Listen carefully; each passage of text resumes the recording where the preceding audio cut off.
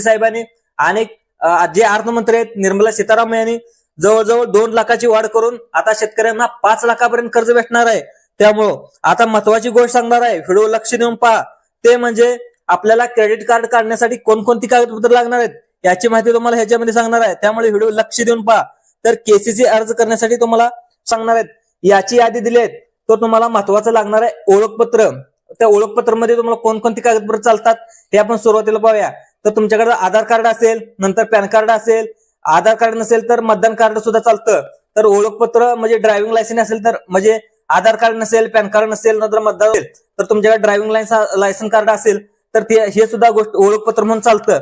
तर तुम्हाला ह्या चारही एक डॉक्युमेंट असलं तरी तुम्हाला हे ओळखपत्र प्रमाणपत्र म्हणून सांगतं। तर दुसरं तुम्हाला म्हणजे तुमचा पत्ता, तुम्ही कुठे राहता, काय करता, तर याची माहिती घेण्यासाठी तुम्हाला दुसरं पाहायला गेलं तर आधार कार्ड किंवा तुमचं जे घरामध्ये लाईट बिल भरता तर त्या लाईट बिलाचा झेरॉक्स लागतं त्यामध्ये। तर दुसरं पाहायला गेलं तर रेशन कार्डाचं झेरॉक्स असेल तर ते सुद्धा तुम्हाला चालतं।